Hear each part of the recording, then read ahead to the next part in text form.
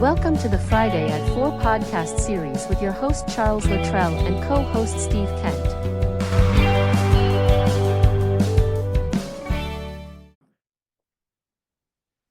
Steve, welcome back to Friday at 4. How are you? I'm doing well. Thanks, Chuck. Yeah, it's good to be back after a week off, but I'm glad to Yeah, be here. well, you didn't really have a week off. You were busy traveling and training and learning. I love it. Yeah, it was I'm in New York, as some of you may already know, and I went to Dallas for a team meeting. It was a small team meeting of 200 people. That's well. Small team meeting. But it was an awesome meeting, reconnected with a whole bunch of people, so I'm real psyched and ready to go. That's awesome. Can't wait to hear more about it. Yeah. Yeah. So I like our topic today.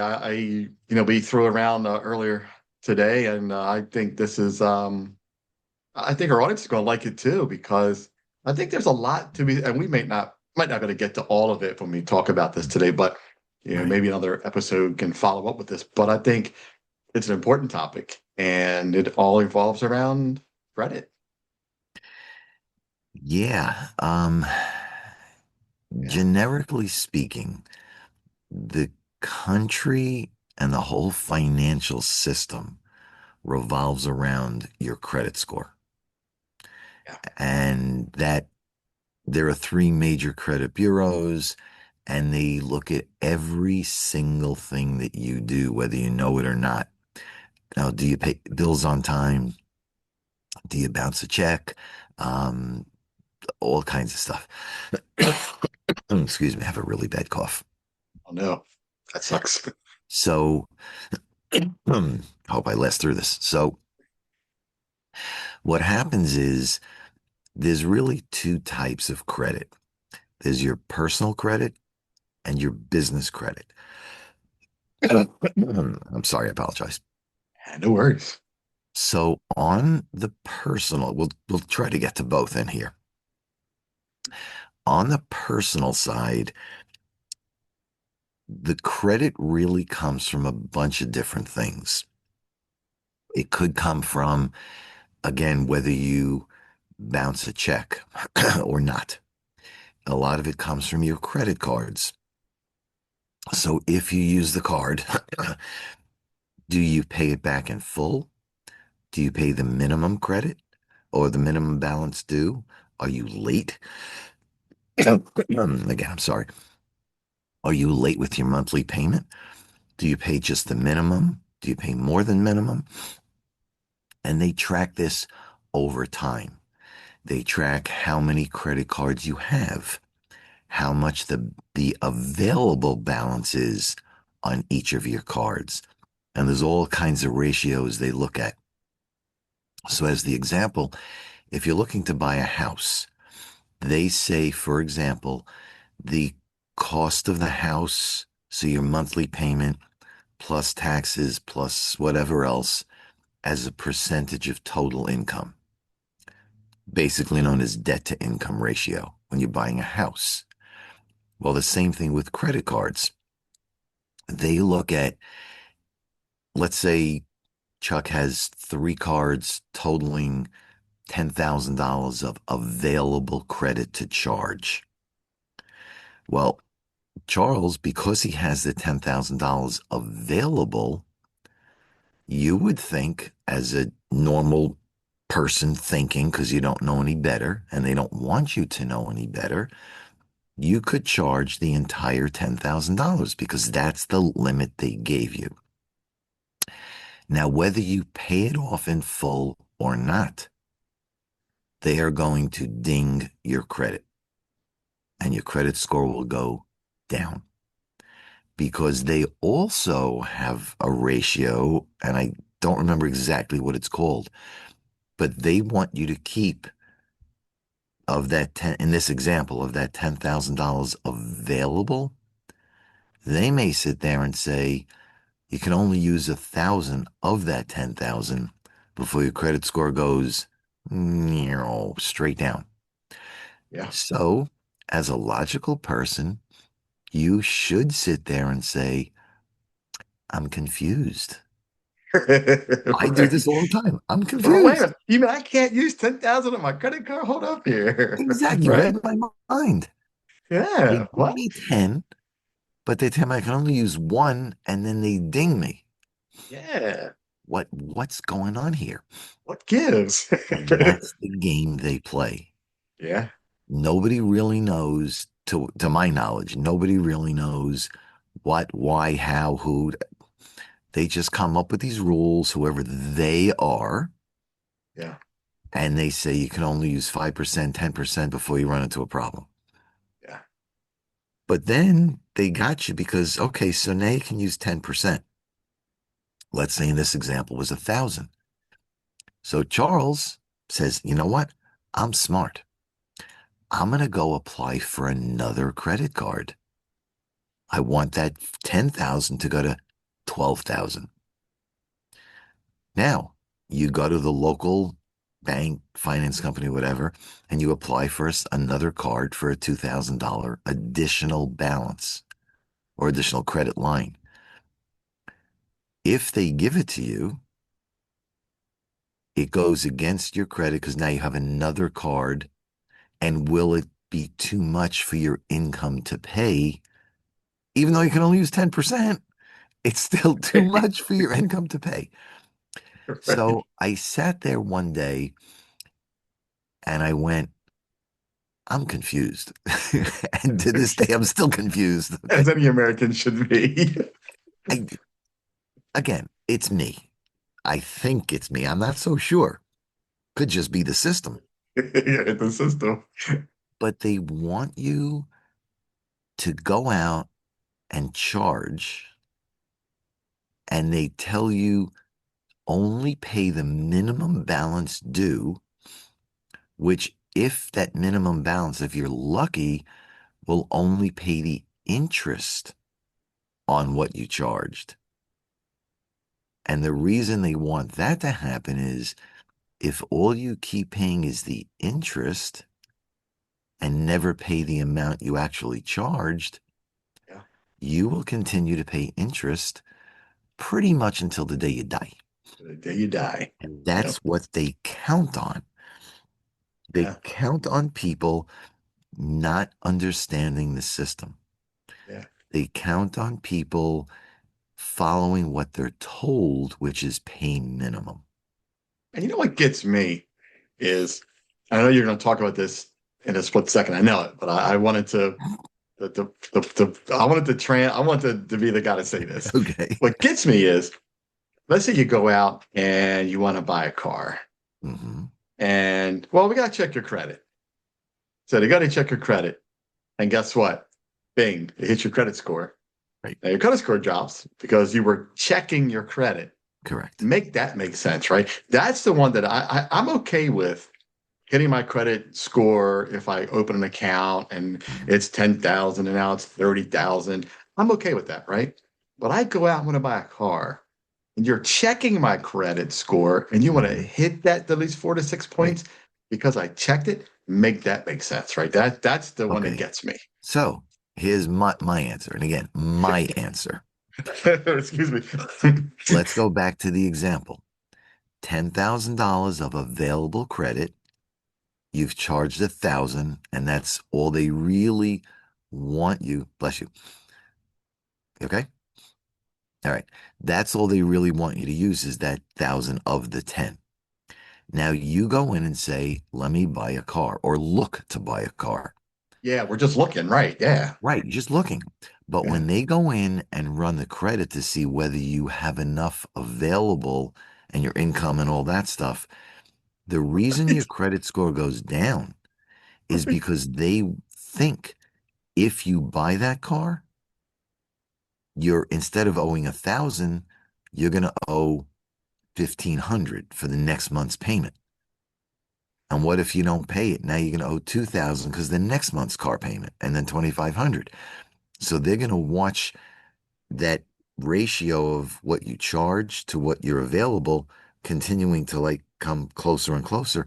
And they don't want that because then Yeah. they're going to think you will never even pay the interest, let alone the principal that you charged. Right. So it I think it's really does amazing. work against you. Oh, the system's always working against you. Yeah, Absolutely. the system is rigged. Yeah, And it's all this, rigged. yeah, oh, yeah, yeah. And this is all on the personal side. Yeah, So it impacts if you go in to buy the car, the television set, clothes, food, anything you yeah, plop your credit card down on. I mean, debit card is one thing that goes directly against your savings or checking account. But on the credit card side, how much are you using against that available credit line?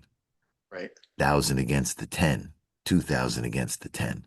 That's what they're looking at. Um, the only way to get around that is when you're young, and it doesn't have to be when you're young, but it's easier when you're young because then it carries through the rest of your life, is get a credit card. And my father did this. And I remember him telling me this 50, 60 years ago when he got his first credit card. Now we're talking at this point in the 60s. Yes, the 1960s. Okay. Not, my son would say the 1860s, but the yes, it was the 1960s. 1860s. And he took that first credit card. Now, back then, of course, things were much different, cost wise, price wise, but he took like $100 credit line, which back then was a lot of money. Sure. And they charged like $20 and they paid it off. Next month, they charged $20, paid it off. $25, paid it off. $30, paid it off. Now, after a couple of months, the credit card company and the credit bureau said, okay, he can manage his debt. Then they raised his limit from 100 to 200. And then he charged and paid and charged and paid and charged and paid. Then they gave him a second card and a third card. And that's how he slowly built, where he showed month after month that he can manage and he's responsible Yeah. responsible meaning to manage his money. Like, he's okay with it. We know he's responsible to pay it, but responsible that he can manage what he charges, he pays. Yeah. And that's how he slowly built his credit. When I started working in 87 for a bank, which I won't name, I did a lot of travel. And they said to me, use your own credit card, go charge your hotel, charge your airfare, charge your food, your transportation to and from the airport. And as soon as you come back, you submit an expense report and they will reimburse within 3 days. So I charge this month, the bill comes in, gets paid in full, month after month, year after year. And my credit line back then on that card, because of the business, this is in 87, went from like $2,000 credit line to like 35,000 Yeah. because I was smart enough to realize I charge. Yes, it's my card, but they don't know it's a business expense. I Right. just They just submit see you the, charging I stuff. just Yeah. charge. And Yeah. I paid, charged, paid, charged, paid, charged, paid. And as I continued to do it, my credit the credit score went up, my line went up, everything was great because they showed I could do it. Now, if I would have said, you know what, I'm going to take that expense from month one and not pay my credit card in month two when the bill comes in, been a totally different story because then I would show I'm not capable of managing my money Yeah. and they would have shut me down real quick. Yeah. So cards are good if you use them correctly. Yeah.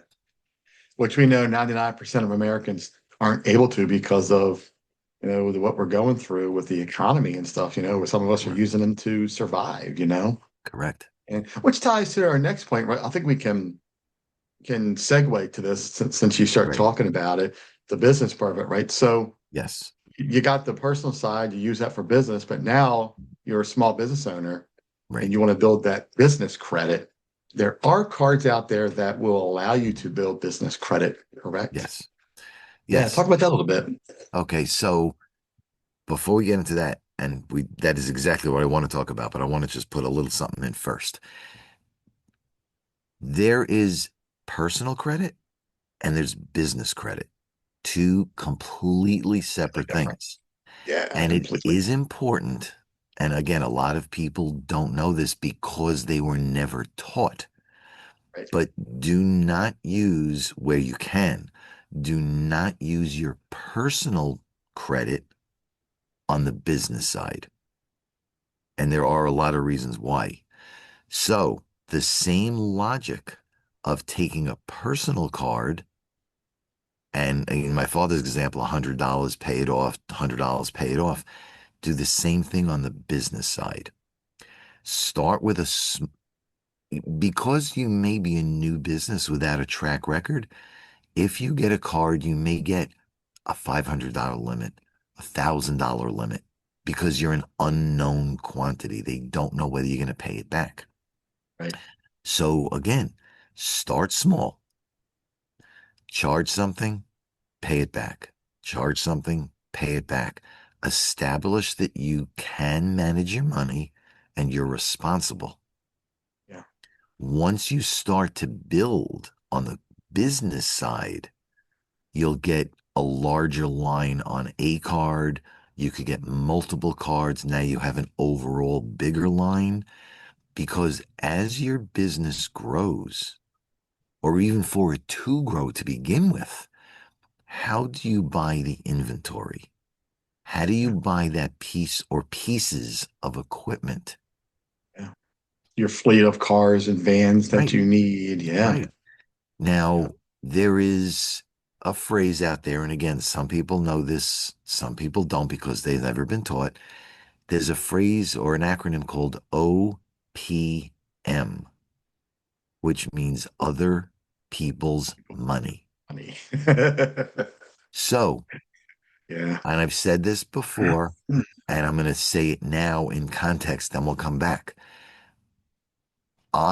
When I opened my business in 2013, I never heard of OPM. So when I opened my business, I took, unfortunately, I took my wife's death benefit check and I paid the entire fee to open up a business. It was $250,000. And because I used the entire check, I had no extra cash flow. So when the business opens, how do I pay salaries? How do I pay rent, utilities, buy inventory, buy the equipment? How do you do that? Now I'm in trouble, which is one of the reasons why the business failed. So back to the example we were talking about. When you open up a business, number one, you want to build the business credit separate from personal. You want to put the minimum down and finance the rest because that extra cash, by not paying for it, will give Yeah. you that extra working capital for salaries and rents and other things. Yeah. Yep. The other thing you absolutely want to do, which I didn't in the beginning, was make sure you talk to either a CPA or an account or an attorney and set the corporation up separate from your name. Separate it Absolutely. legally, financially. So if something happens to the business, Yep. you go, bye, and you walk away completely Yep. scot free. And it's Right. 100% legal. I would not say it otherwise because you know me by now. I only do things the legal way. Absolutely. So set it up in a corporation, legally, financially. So you're separate. Build the corporate credit.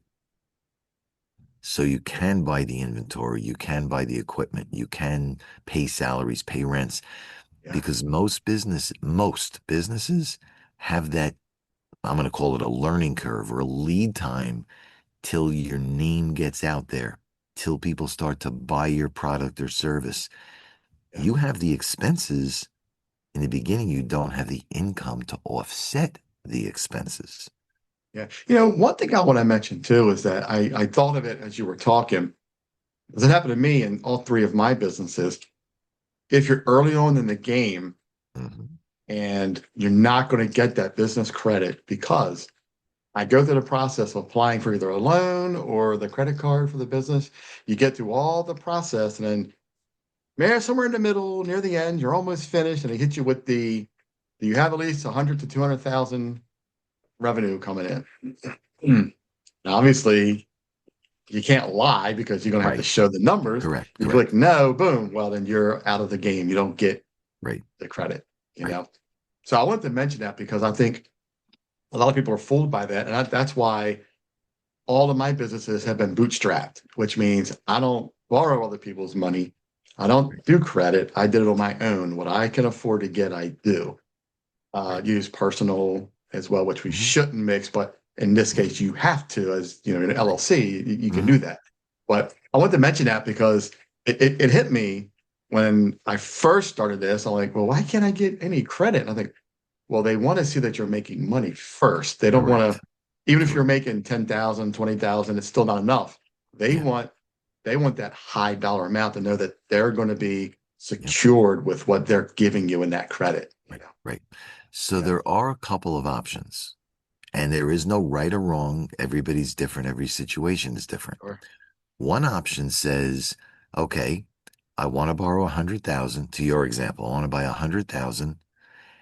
I don't have the income. They say no. Now, a couple of options. You can find somebody who will lend you the money. And in some cases, they're going to want a piece of your business, a percentage, an equity stake in your business.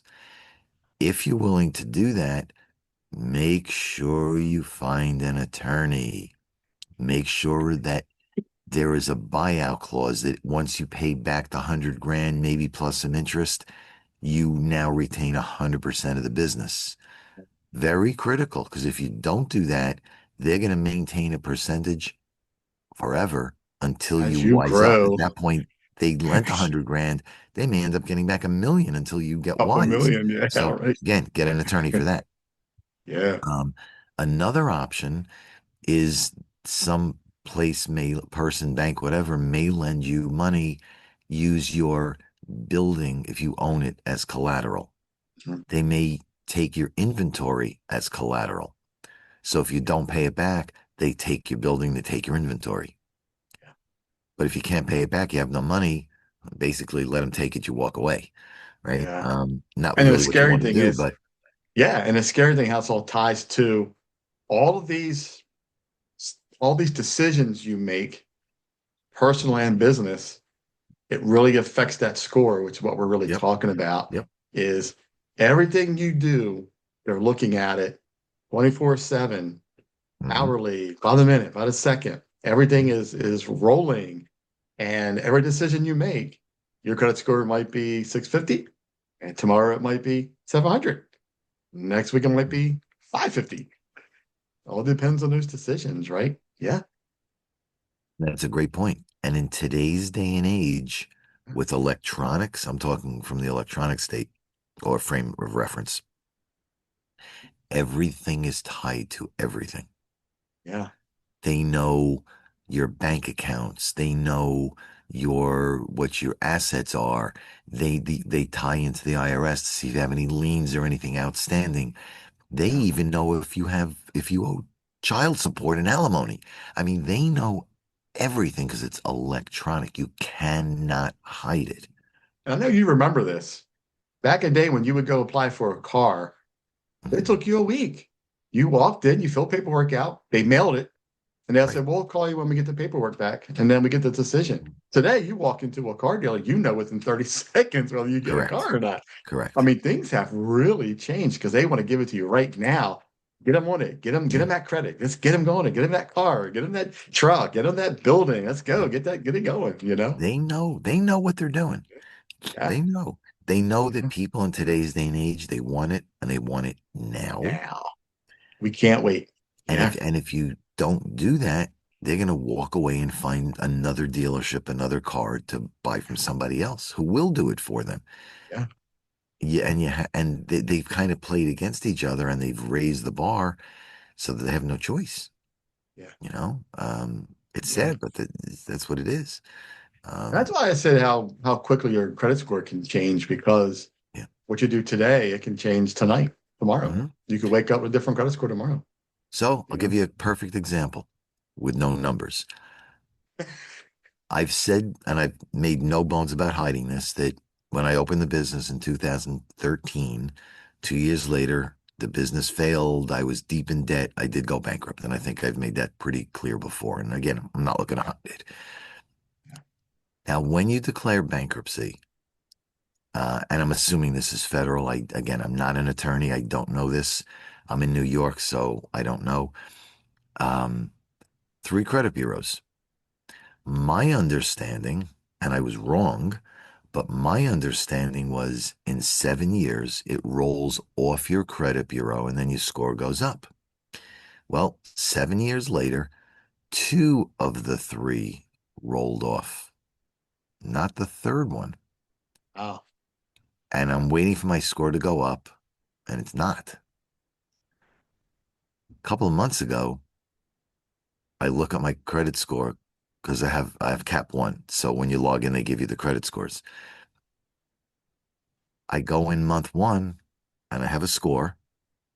A couple of days later, I'm in the next month. I look at the score and it went up 60 points overnight Overnight. because that third credit bureau said, "Oh, you've now passed your 10 years since Mhm. bankruptcy." I thought it was 7, it was 10. Yeah, I think they can say it can be between 7 to 10 years. Yeah. There's no guarantee on that Yeah. So that's fluctuation. what it was. Yeah, So yeah. to the point, it could go overnight. Mine did. Mine went Yeah, up 60 points in yeah, overnight. yeah. I got very lucky when I first got my divorce and we had to foreclose on a house. And that's one of the worst things you can do Mm, is foreclose on a house because it hits your credit score really, really yeah. hard. Yeah. And the Yeah. chances of buying another house is probably Right. slim to none, Right. Right. And I'm a very fortunate man. I'm very lucky. I'm very grateful that my credit score has bounced back tremendously in Mm, a short amount of time. Why? Because I manage my debt, right. pay my bills, pay it on time. They see that and they said, well, we're going to give this guy a break because my Right. history from when I Mm, was a young man up until now spoke for itself, you right. know? And I got to tell you, I had some really low numbers and I couldn't get anything. And today I could get anything I want, you know, in that short amount of time. It's amazing what you can do with that credit number. Oh, it is. It is. Yeah. Businesses want to lend money Yeah. because that's how Absolutely. they make money. They lend, Yep. they charge interest, they make money. Yep. So it's in their best interest to help you along, to Yeah. give you those extra breaks, to maybe give you the $100 this month, 150 next month, 200 the month after. Little bit, prove you can pay it, we'll go a little higher. Prove you can pay it, we'll go a little higher. It's like Yeah. a staircase. It just keeps going up and up and up. Same Yeah. thing. They Yeah. I think I want to told you lend you. back in the day, I was so bad I had 17 credit cards. Mm, Yeah. wow. 17 credit cards. Wow. Can you imagine how far in debt I was with that? It was a mountain, Yeah. but I got out of it. I got Yeah. through it, you know, Yeah. and it was something, you know. There's a guy I know in Florida. Haven't spoken to him in a couple of months. Had 13 credit cards, had a $45,000 outstanding balance between the 13 cards. And he was not making a lot of money. How he got that much credit, I don't know. And every month he would pay some cards he wouldn't pay. Sometimes he would pay minimum, sometimes less than minimum. And I created a whole big spreadsheet that said, okay, the first thing you have to do, and you have no choice, you have to stop using your cards because It's he's true. charging more every month than he's Yeah, paying. So his balance keeps getting higher and higher and higher. yeah, So the first thing you got to do is stop charging and pay cash for whatever you need. And the second thing is you need to start looking for an additional, because some of his cards were 29.99% credit, yeah, interest rate. So you need to find another card, roll your 29.9% balance to the zero card, and pay as much as you can, fast as you can, so you're not paying the 29.99%. And Yeah. when that's So done, true. take the next card. And he refused to do it because he thought he knew better. And after 3 months of basically 2, 3 times a week getting on phone call after phone call, what are you doing? We Yeah. discussed, you're not We doing discussed this. this. Let's try again. You're Yeah. not doing this. We finally agreed that I'm not a fit for him. Yeah. Go figure that one out. I'm not a fit for him. And all I Can't help said to him, everybody. was, look, what I'm telling you to do, I have helped countless numbers of people, and it has worked every single time. Yeah. With all due respect, if you're not willing to follow a proven system, I wish you the best. Thank you. Have a great life. And that was the last time I spoke to the guy. Yeah. Yeah. You have to be willing to change, to want to change. We have It's to like, recognize that it's a problem. And, it's right, going to hit your score as well. If you right, don't pay them, you don't pay nothing on it. You're going to put yourself in right. more of a problem if you don't Correct, take care of it. So correct. it's just part of that vicious cycle that we get stuck in with this Yeah, credit, it is. It is. Yeah. You have to Yeah. want to do something. Yeah. If Yep. if you're smoking, you have to, and I'm not knocking anything, but if you're smoking, you want to stop, you got to stop at some point. You can't smoke half a cigarette and say, I've cut down. No, you got to stop. Yeah. Um, you Yeah. want to stop smoking, stop drinking, lose weight, whatever your vice is. And I'm not knocking anybody, I'm just using examples. Yeah. But being in debt's the same way. Yeah. You have to make a mindset change to get out of debt. You have to Yeah. make a mindset change to improve your credit, which Yeah. means consistent payments, manage your debt. Manage it. And Yeah. and it is not easy. I'm saying flat out, it is not easy. When you're used to doing one thing over and over and over, it's very difficult to change. Yeah. But that's where, and I know again, I don't want to make this a sales pitch, but that's where I can come in and help you. My number's on the screen. Call me. Per- There is, Perfect segue. I Don't didn't don't mean it steal to my go that thunder. way. Don't steal my thunder here. All right. That's a perfect segue. Uh-oh. 516-727-2294. Reach out to Steve with this one. Don't reach out to Chuck with this one because this isn't my expertise. However, I can go undercover in your business and show you where your money could possibly go, but Steve can help you fix it. Correct. And call Charles at 410-935-6132. So all the stuff we've talked about on the personal side and even to extent on the business side, Chuck can go into your business and pretty quickly assess high level, but assess what's working and suggestions to make it better. And he Absolutely. can work with you on implementing some of those suggestions, but you have to be willing to say, okay, I need to improve my financial side. I need to improve my customer service. I need to improve the number of customers coming in. Yeah. This is the stuff that Chuck can do for you. So And it's a that's where kind of you a come dual in, man. approach. Yeah, that's where you come in, reach out to you because you are the numbers guy. You can set up a spreadsheet. You can show them, look, you got $200,000 going out, but you got 50,000 coming in. That's a problem. We got to Right, work this. So you figured all that out for people and you really show them that right. cut down here, cut down there. This is what Chuck showed us. So this is what I can do with those numbers. So it all works together, because Does. you're the numbers guy. I'm the undercover guy. And we can really show you how to really make a business like a well-oiled machine, right? Yeah, It can be. It can absolutely. be. Yeah. But you have to be willing to take that first step. Yeah, absolutely. Steve, what another great episode. Yeah, Glad you're back. Last me week too. was powerful as well with Jen. Glad you're back with all this knowledge. And Yeah. I think this podcast, this interview here is probably one of the most powerful ones because it's so impacting, right, to people's life and business. And if you don't fix this part, follow this, everything else can crumble like that mountain can just come down. especially in a tough economy like this. You have to be on the top of your game all the Yeah. time. So true. Yep. Right. Yeah. Steve, again, glad you're back. Thanks for coming on again I and sharing your appreciate you as well, knowledge. Chuck. Yeah, absolutely. Everybody, have a great rest of the day. Have a great weekend. Steve, we'll talk soon. Wait, you missed something.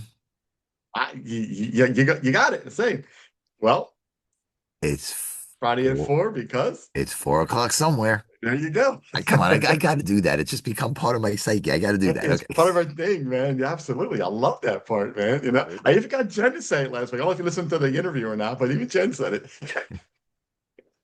Good it. stuff. Have a great Yeah. weekend, everyone, and we'll see you next week. Yeah, man. Take care, Steve. We'll talk soon, buddy. You got it. Thanks, Chuck. See you, Take buddy. care. You got Bye-bye. it. Bye. You've been watching the Friday at 4 podcast series with your host Charles Luttrell and co-host Steve Kent. Thanks for watching.